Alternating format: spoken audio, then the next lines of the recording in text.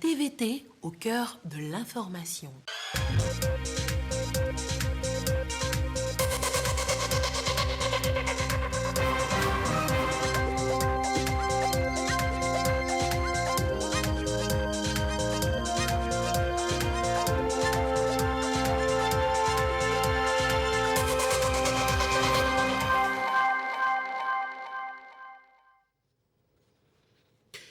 Gerd Müller entame 3 jours de visite bilatérale à Lomé. Le ministre allemand de la coopération économique et du développement est arrivé ce dimanche dans notre capitale. Première bonne nouvelle, le Togo va bénéficier d'une enveloppe de 142 millions d'euros à partir de cette année. Le contenu de l'agenda de Gerd Müller au Togo dans un instant. Adéquation, formation, emploi, l'université de Kara épouse le concept. Une nouvelle filière vient d'ouvrir ses portes. Il s'agit de la licence professionnelle en océanographie et application. Hors du Togo, les 7 pays les plus riches de la planète viennent de finir un sommet important. Le G7 a pris des engagements spécifiques eu égard à des dossiers urgents du moment. Le président américain a qualifié le sommet d'extraordinairement collaboratif. Vous l'entendrez. Voilà pour le sommaire. Où que vous soyez, vous êtes en direct sur la télévision togolaise. Bonsoir, bienvenue dans cette édition. 142 millions d'euros, soit un peu plus de 93 milliards de francs CFA. C'est le volume que consacrera l'Allemagne à l'aide publique au développement en faveur du Togo à partir de cette année 2021. L'annonce a été faite par Gerd Müller. Le ministre allemand de la coopération économique et du développement est arrivé dans notre capitale ce dimanche. Et c'est parti pour 3 jours de visite bilatérale à Lomé. Nous reviendrons sur ce sujet dans le courant de cette édition. Et juste après la séance de travail avec le ministre Robert Doucet, Dr Gerd Müller s'est rendu à l'Institut national d'hygiène. Il a remis un lot de 30 respirateurs et de 5000 oxymètres de poules, un don de la République fédérale d'Allemagne pour soutenir le Togo dans la lutte contre le coronavirus. Ce sujet également est en préparation. Diversification des offres de formation à l'université de Kara, et je vous l'annonçais en titre, une nouvelle filière licence professionnelle en océanographie et application vient d'ouvrir ses portes. 21 étudiants y sont déjà inscrits et pour la première promotion. Quels sont donc les débouchés pour ces apprenants? Nestor Mouzou, précision. L'université de Kara s'enrichit d'une nouvelle filière. Dans son optique de diversification des offres de formation, elle vient d'instaurer au sein de la FAST, Faculté des sciences et techniques, la licence professionnelle en océanographie et application. Cette rencontre consacre le démarrage des activités de cette filière. L'université doit apporter des réponses aux problèmes de développement du pays en termes de formation de ressources humaines, comme c'est le cas pour cette licence professionnelle océanographie et application, en termes de recherche, que ce soit de la recherche fondamentale, pour comprendre les questions de pollution marine, d'acidification des eaux de mer, pour comprendre les questions énergétiques liées à la mer, développer des savoirs et des savoir-faire. Le ministre de l'Enseignement supérieur et de la Recherche salue l'initiative de l'Université de Kara pour l'ouverture de la licence professionnelle en océanographie et application, initiative qui s'intègre dans la vision du gouvernement en matière de l'enseignement supérieur, celle de la refondation qui privilégie les métiers prioritaires. La question sur l'océanographie est une question d'actualité. Cette question est une question transversale. Il y a d'abord les questions liées à la vie marine. Qui dit vie marine aujourd'hui parle des espèces marines qui disparaissent. Et quand on parle de biologie marine, on parle aussi de la vie sur Terre. Parce que vous le savez bien, ce sont les océans qui sont les grands pourvoyeurs en oxygène. Quand on parle d'océanographie chimique, on parle ici de tout ce que les océans peuvent connaître en ce qui concerne l'usage et le déversement des déchets toxiques que nous rejetons dans les océans. Les étudiants, vous voyez combien l'avenir de l'humanité vous incombe et vous êtes en train de jouer votre partition pour la résolution des problèmes liés à l'existentiel. La première promotion de la licence professionnelle en océanographie et application à l'Université de Kara compte 21 étudiants, 13 filles et 8 garçons pour 3 ans de formation. La dernière saison cotonnière n'a pas été rose. Les producteurs veulent accroître leur rendement. Ils ont le soutien du groupe Olam. À Sokodé, les cotoculteurs sont encouragés et il leur a été demandé de suivre à la lettre les conseils des techniciens en respectant les techniques culturelles. Le Togo compte atteindre 225 000 tonnes de coton graine à l'horizon 2025. Désiré Aloy. Le gouvernement togolais compte sur le secteur coton pour booster davantage la croissance économique. L'atteinte de cet objectif passe par un soutien de la filière en amont et en aval.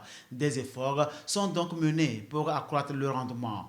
Dans la chaîne, les producteurs sont en groupement pour plus d'efficacité dans la production. Ceux de la région centrale sont en une rencontre bilan de la dernière saison 2020-2021 perturbée par Dame Nature. La dernière saison, elle a mal passé. C'est le lieu même d'encourager ou bien de sensibiliser nous les producteurs pour prendre les dispositions. Avec le groupe Olam, nous on pense que ça ira parce qu'on a senti une amélioration. Ils ont changé le stam et les produits, le prix même du kilo pour la campagne à venir là.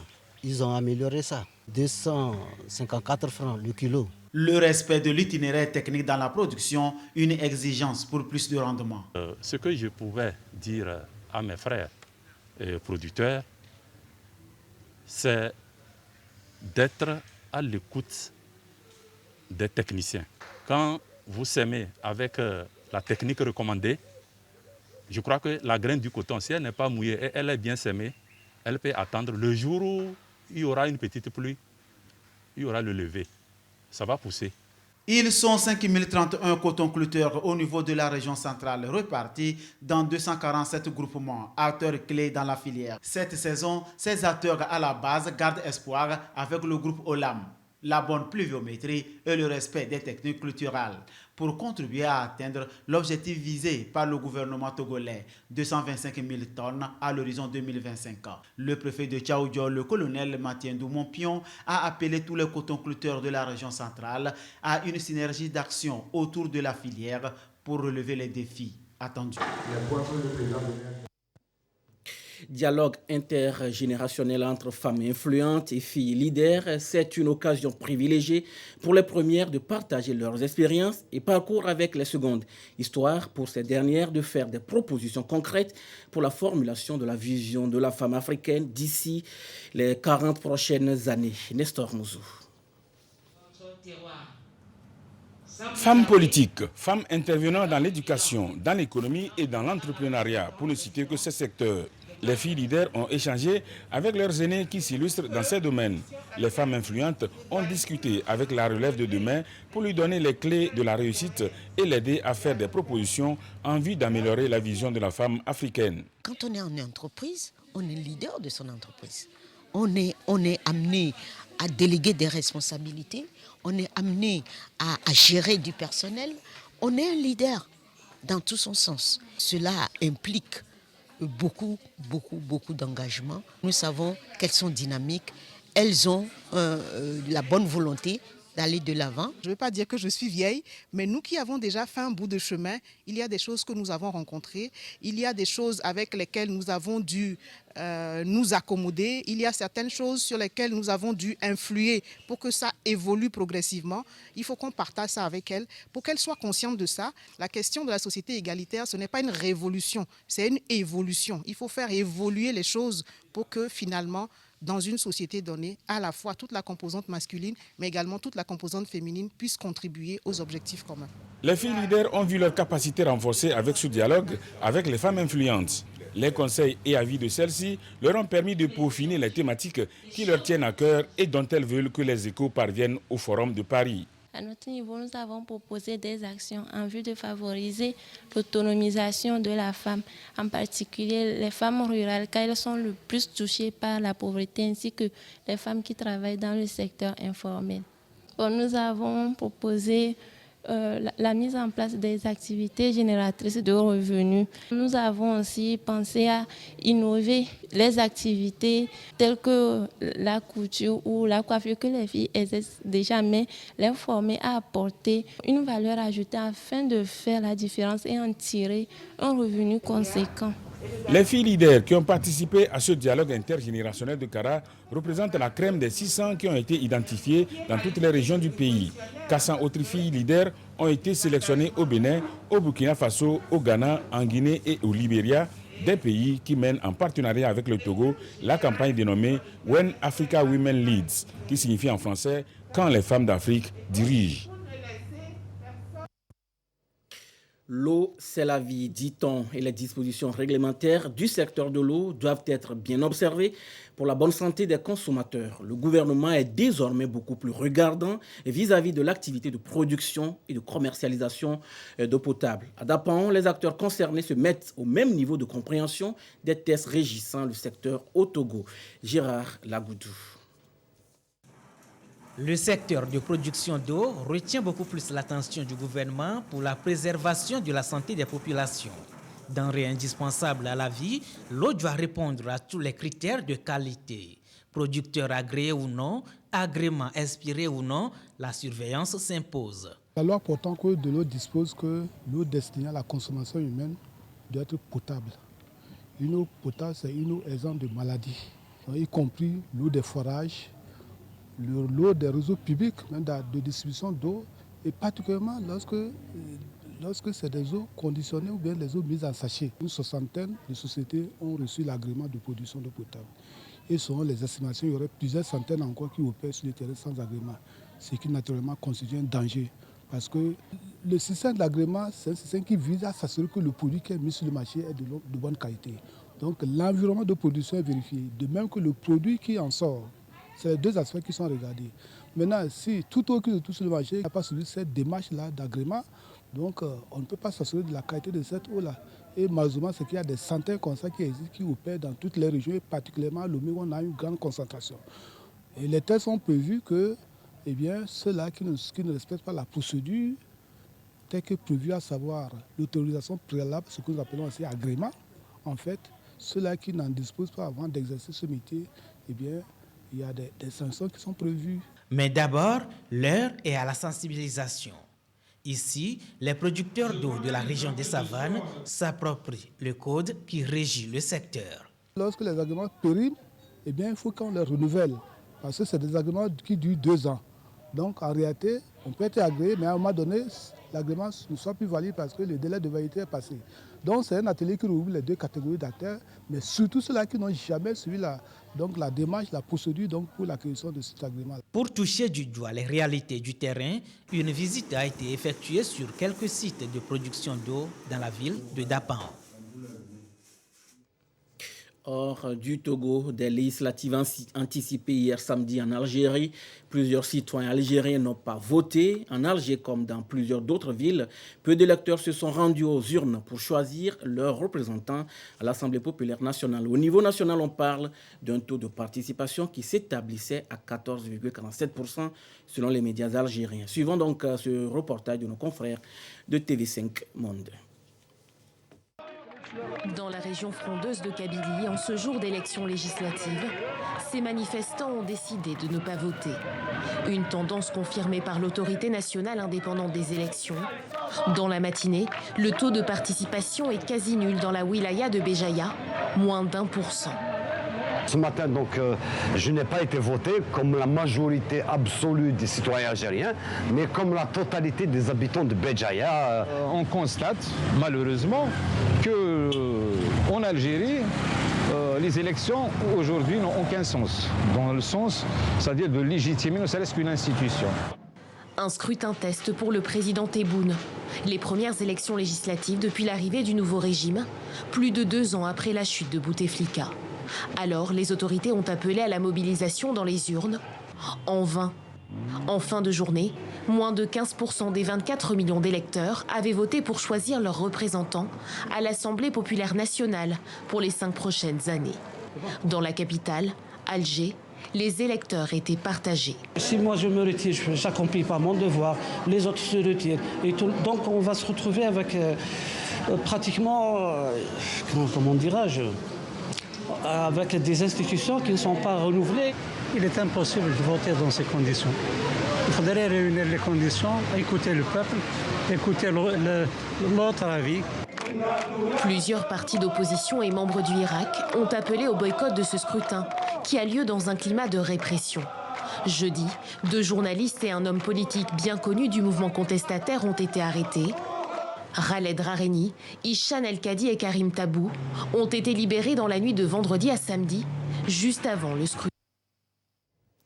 Les dirigeants du G7 ont planché sur les grands dossiers qui agitent le monde, la lutte contre la pandémie, le réchauffement climatique. Le club des 7 pays les plus riches, le club a fait de grandes annonces. Des engagements ont été pris au terme de 3 jours de sommet dans les Cornouilles en Angleterre. Et suivez ce reportage de nos confrères de Euronews. Agir pour le climat, lutter contre la pandémie. À l'issue de 3 jours de sommet en Cornouailles, les dirigeants du G7 affichent un front uni sur les grands dossiers qui agitent le monde. Le club des pays riches s'est ainsi engagé à accélérer la lutte contre le changement climatique en réduisant de moitié ses émissions de CO2 d'ici 2030. Autre annonce sur le front sanitaire, la redistribution d'1 milliard de doses de vaccins anti-Covid d'ici fin 2022 pour combler le retard d'immunisation dans les pays pauvres.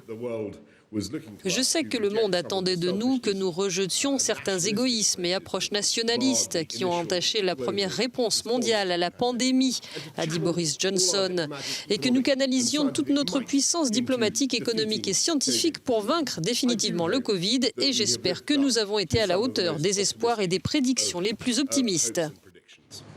L'arrivée au pouvoir de Joe Biden a apporté un nouvel élan aux travaux du G7, s'est félicité la chancelière allemande Angela Merkel.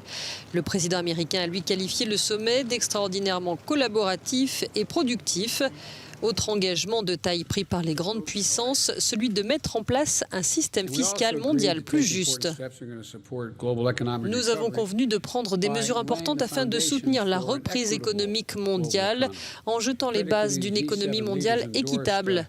Les dirigeants du G7 ont approuvé un impôt minimum mondial de 15%. Cet accord contribuera à mettre fin à un nivellement par le bas parmi les nations, attirant les investissements des entreprises au détriment des priorités telles que la protection de nos travailleurs et l'investissement dans les infrastructures.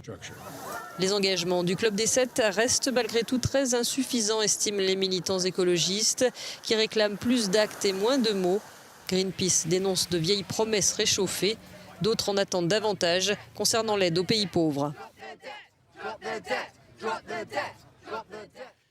Retour au Togo, parlant de lutte contre le Covid-19, la 2e dose du vaccin AstraZeneca a été élargie aux populations de l'intérieur du pays. Direction Sokole, dans la région centrale, Désiré Aloy s'est rendu dans quelques vaccinodromes.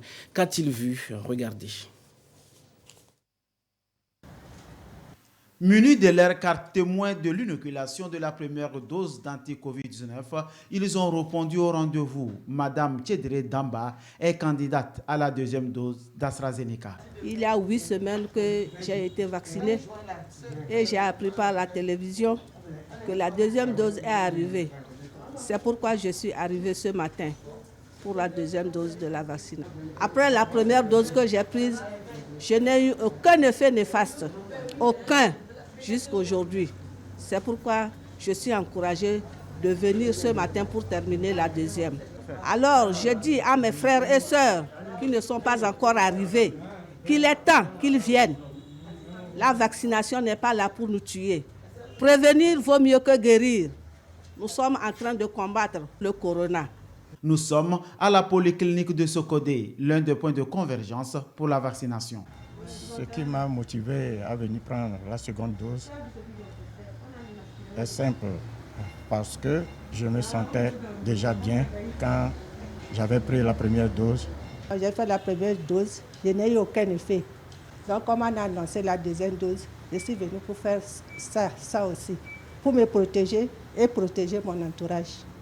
Donc, j'invite tout le monde de venir faire les vaccins, de ne pas écouter les réseaux sociaux, par rapport à la deuxième dose, et ceux qui se sont fait vacciner les 11-12 avril sortent nombreux pour venir se faire vacciner.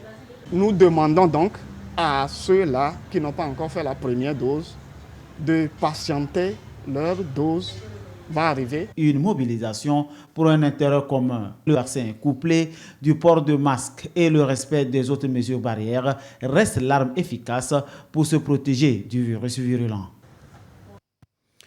Et à Tapamé, dans les plateaux, plusieurs sites sont aussi retenus pour une vaccination de masse. Un tour avec Sylvain Abdou.